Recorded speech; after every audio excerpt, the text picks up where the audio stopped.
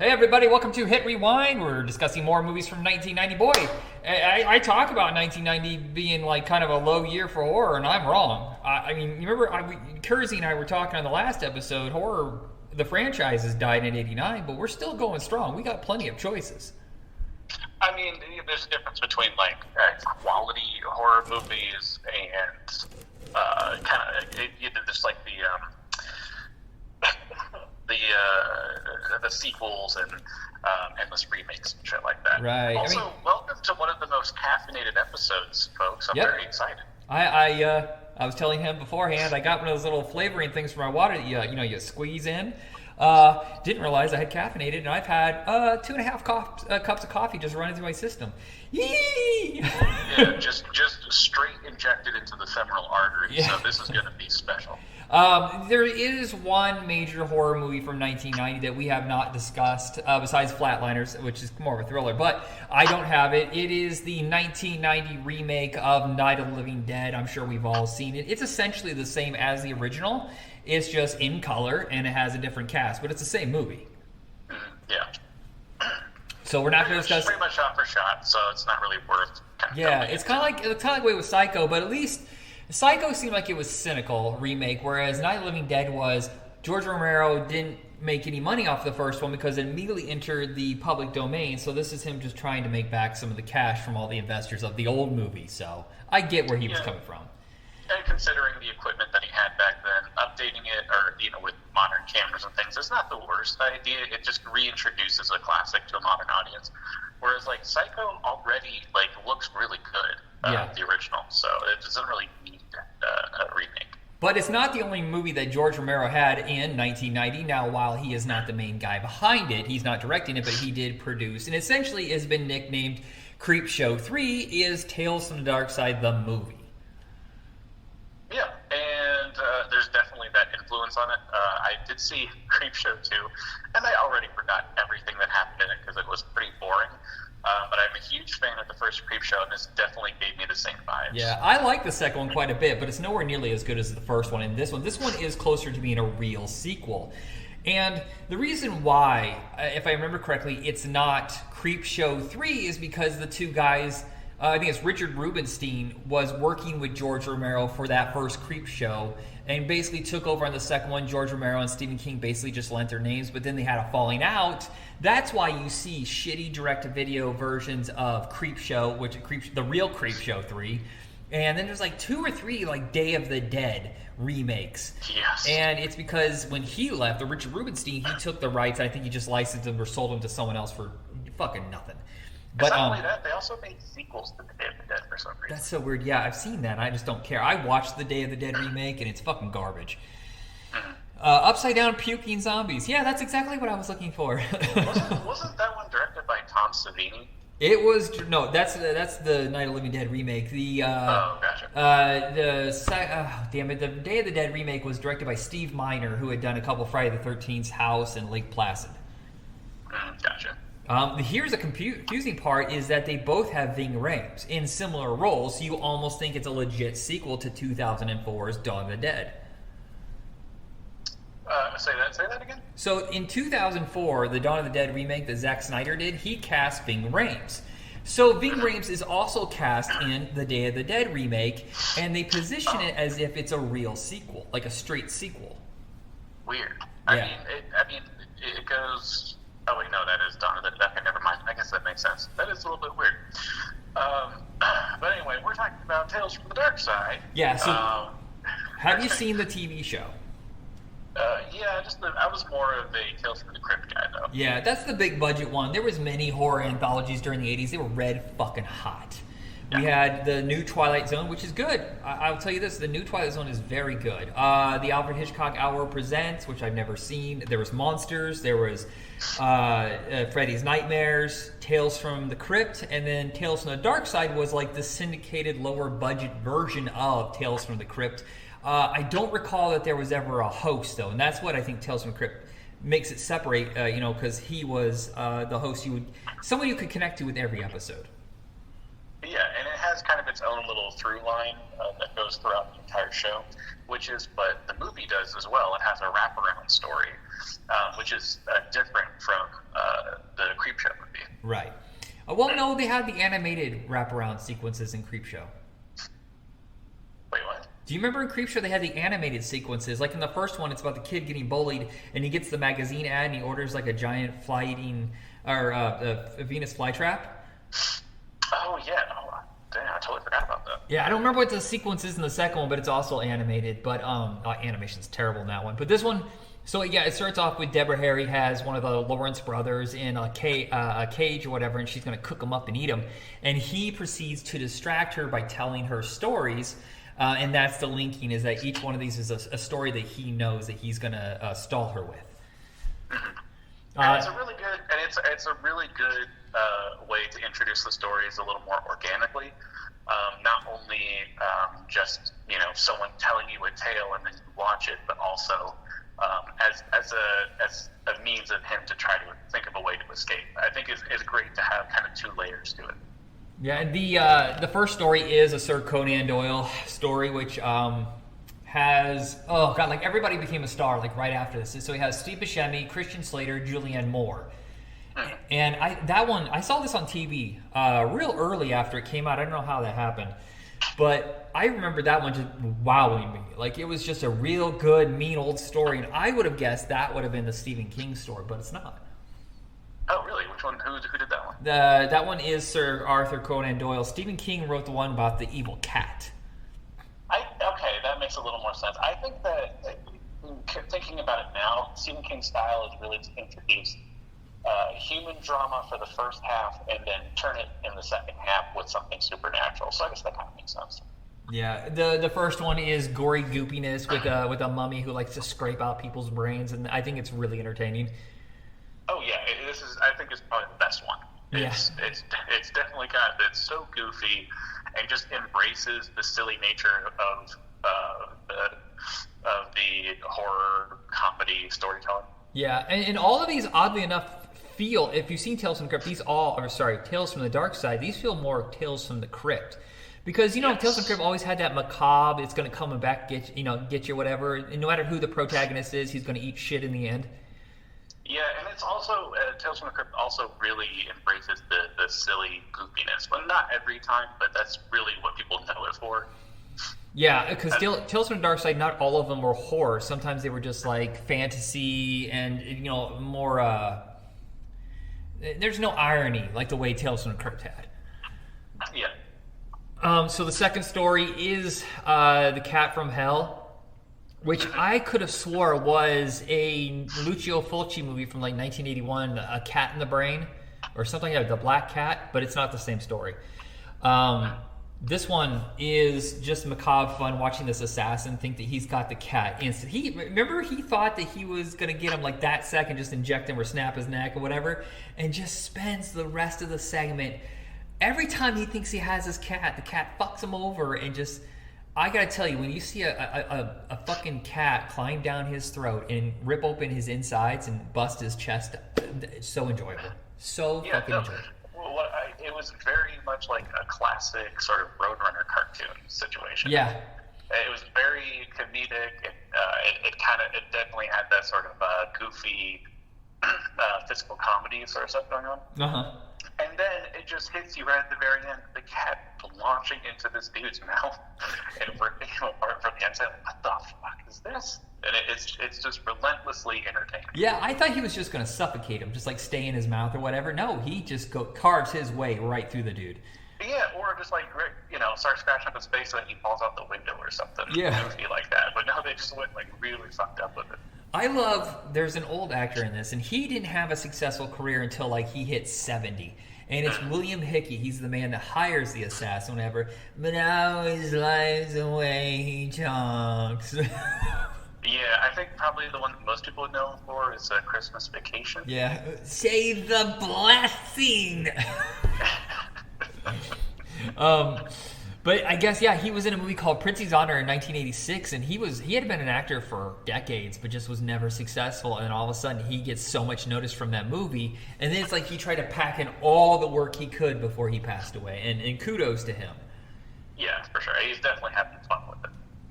The third segment is Lover's Vow, not based on Well, it says it's based on an old, looks like a Japanese book. I can't tell, but it's a legendary tale and not a short story that was in our lifetime. But this one is called Lover's Vow, and it has James Remar and Ray Don Chung, and basically it's all about this big secret that he needs to keep. And you know how these stories go, that he's eventually going to tell you what happened and fuck it up. Did I know that was going to be the result? Spoilers, that his wife of many years was going to be the monster. No. I thought the monster was going to find out and then slay all of them. Right. So, just so that people are... the basic setup is that this guy is an artist and he's not doing very well. The person that's helping him basically quits on him. It's like, you're never going to make the kid, basically. And as he's drowning his sorrows, late one night, he goes out into the alley to pee. And his friend, who's the bartender, just gets eviscerated by this weird winged creature. And then the creature basically tells him, look, if you don't tell anybody about what you saw or what I am, then I'll just leave you be. But if you tell anybody, I'll be back.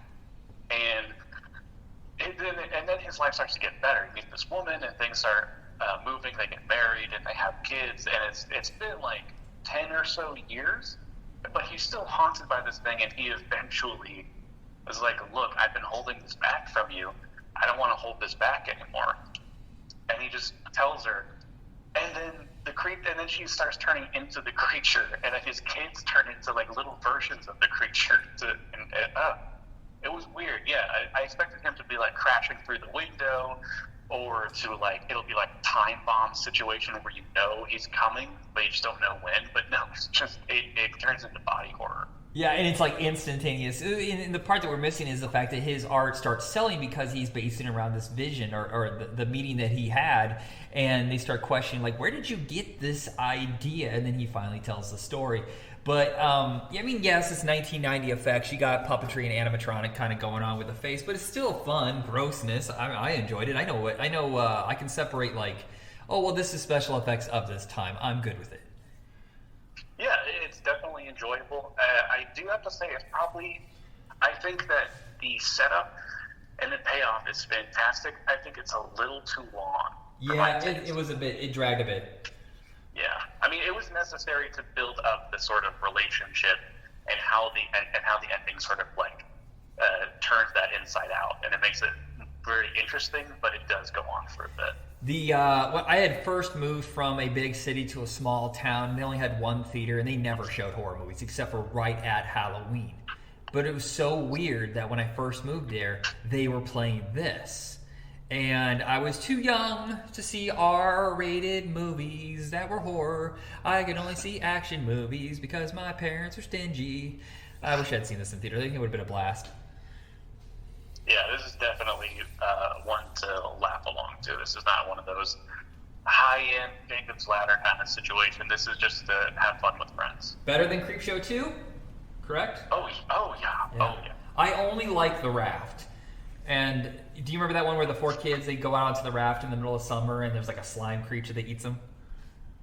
Honestly, I do not remember that. Wow. Yeah, it starts off with... I think I watched it once and I was like, and then I just never went back to it. Yeah, the Warner Brothers did the first one, and then the second one they weren't interested.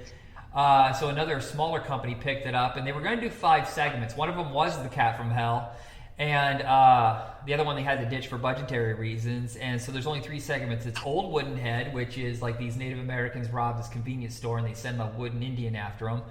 The Raft, and then the third one is Can I Get a Ride or something like that, where the lady's having an affair and she runs over a guy hitchhiking and he won't go away and he just keeps coming back as like a zombie, and yeah, he gets grosser and grosser every time she sees him.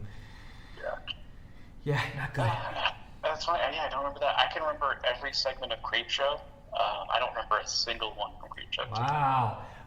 So there was supposed to be a Tales from the Darkside 2, but it didn't make as much money as they were hoping, even though it didn't cost very much, and they just kind of moved on. I think most companies were moving on away from horror during the 90s, especially like the Paramount was a studio known for doing more like high concept thrillers and stuff like that, dad movies. So horror was not in their wheelhouse. Though they would kick ass with Candyman a couple years later, but also throw it away immediately. What the fuck was that all about? All right. Yeah, until they did a remake of it, I think last year, maybe 2 years ago, and it was amazing.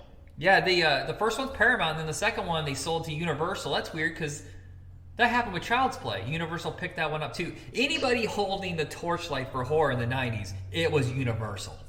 Mm-hmm.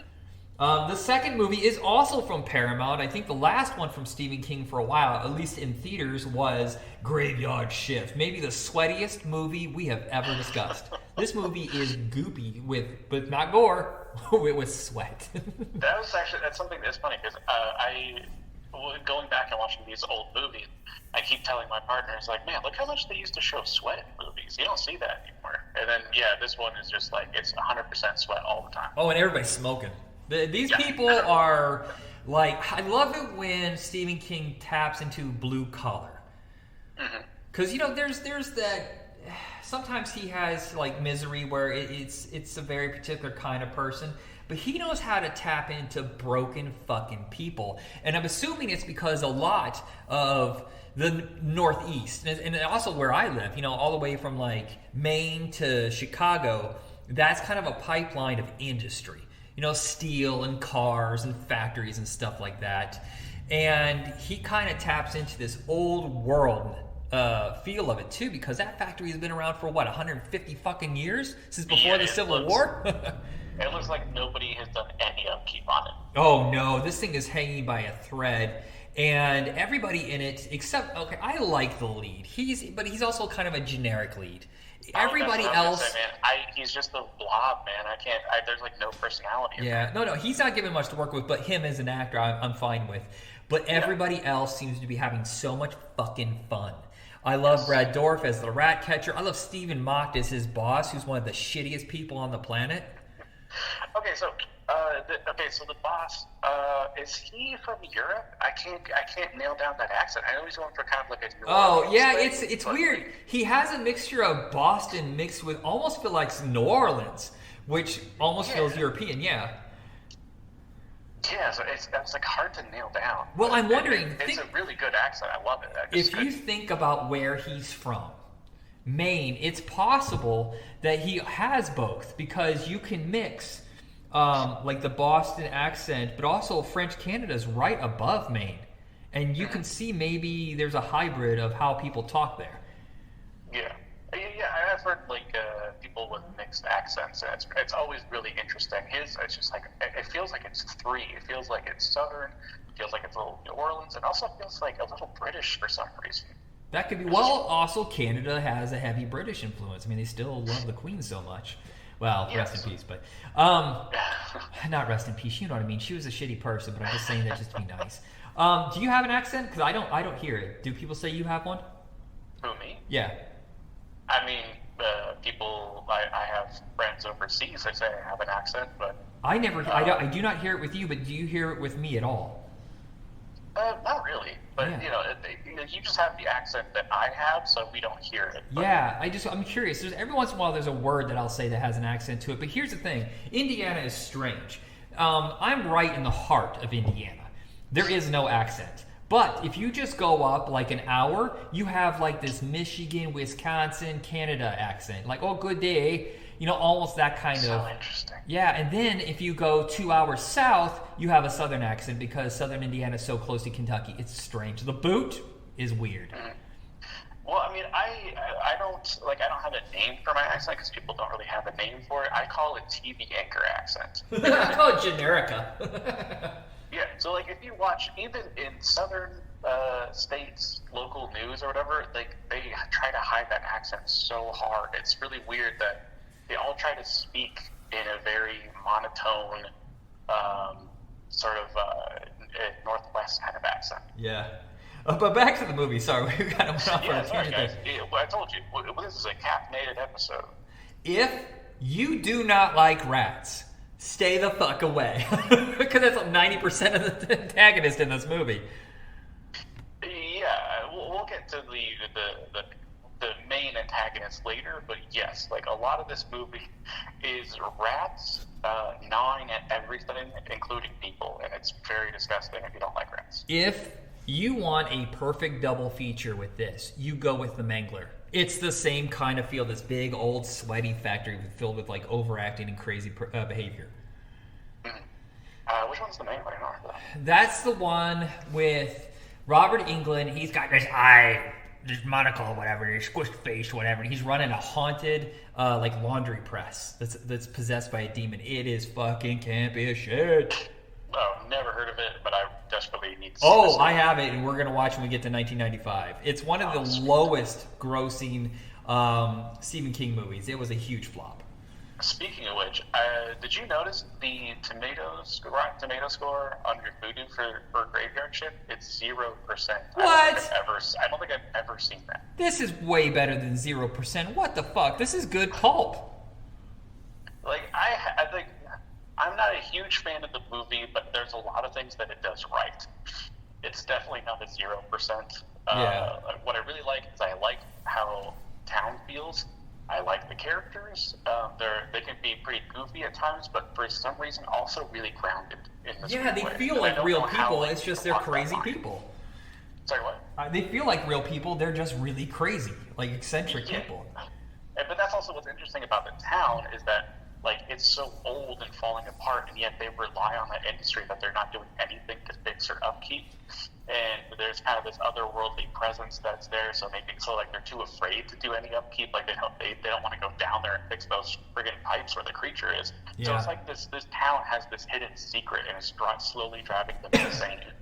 Like they're just waiting for any day this whole town's going to go under any second. And so, like, these like big personalities, I get like this sense that like you said, people are just kind of driven slowly to insanity. It feels like it's about to cave in. Like the ground, Yes. the planet is swallowing it up as like punishment. Yeah, it has kind of that H.P. Lovecraft kind of feel to it. And yes, thank you. That is perfect. I just read the mini story about this in the graveyard. No, the night. What is it? The Night Shift. I keep calling it the Graveyard Shift, but that's the story. Night Shift is the collection of his like short stories that he did for magazines and anthologies and stuff like that. Some was notated to him, but some was to Bachman. But it's only like 13, 15 pages, whatever. But it's the story. It's the story. It just misses a lot of the character pieces. But I'm interested to know if some of this is inspired by an H.P. Lovecraft story called Rats in the Wall. Because it does have a kind of similar vibe going on. I mean, in Rats in the Wall, that's like someone's house that they inherited that they keep going insane because they keep hearing like movement in the walls and shit. Yeah, I've read that one. Yeah, that's good. Yeah, that was really good. I'm wondering if this one was inspired by that. And the Bat Creature's good. They spent the money. This doesn't feel like it should be a Paramount movie though, because it feels like it's an exploitation movie, doesn't it? And it seems like something that they would not do. Yeah, I want to back up really quick. But we said like the rats aren't really like the main antagonist. It's a giant bat creature. I'm not sure why a giant bat. The design is incredible though. It's very disgusting, creepy the way it like wraps its weird leathery wings around people. And, it's just like they can't like suffocating them. It's so disturbing. Yeah, this is a side note, but speaking of classic old school stories, there is one called, I believe it's called Pigeons from Hell by Robert E. Howard. Have you read this? No. It's one of the scariest goddamn things, maybe the scariest story I've ever read in my life, and it's so simple. It's set during the Depression, and it's two homeless guys, and they're just walking through the country, whatever. It's time for them to go to sleep, so they decide to break into this old abandoned house. They sleep downstairs, and one of them wakes up in the middle of the night. He looks next to him, the guy is gone, and he rolls over, whatever, and he looks up at the staircase, and slowly he realizes something is staring at him through the darkness. And then he sees his friend's body just drop to the ground, dead. And it's only like 20 pages long, but it's him contemplating moving. Does the creature know that he's there? I mean, if he moves, will it, rush him or whatever? How does he get out of that fucking building alive? And will it still chase him after he gets out? And I've always wanted to see that done in an anthology, because I don't think you could do a whole movie about it. But that is one of the most terrifying fucking things I've ever read. Yeah, that actually sounds really good. The title is kind of unfortunate, but yeah, I don't know why it's called Pigeons from Hell. I can't remember. But Robert E. Howard's known for doing. You said Pigeons from Hell. Yeah, didn't I? Pigeons from Hell? I thought you said Pigeons from Hell. Okay, never mind. Oh, yeah, it's Robert E. Howard did all the sword and sorcery stuff, Conan the Barbarian, Red Sonja, whatever, but he did do some horror stuff. Well, Conan's filled with lots of horror, too. Oh, yeah, for sure. There's definitely monster in there. Yeah. So that is it, I think. Anything else you want to say about these two movies before we go? I was like, I'm a huge fan of Tales from the Darkside. I will definitely watch it again. I don't really know about Graveyard Shift. It's interesting, and there's a lot of really good world building in it. But it's very slow. It's a very slow burn. I've seen it about 10 times. It's one of my favorites. It was not a hit. The guy who directed it never directed again, which is yikes. But I guess he was one of Stephen King's producing partners, and he decided to step in and give it a shot. Mm. I mean, he didn't do a bad job. It's just it's a little too slow for my taste. Yeah, it's more atmospheric, I would say. Yeah, it's not a bad movie. It's just slow. That's all. Yeah.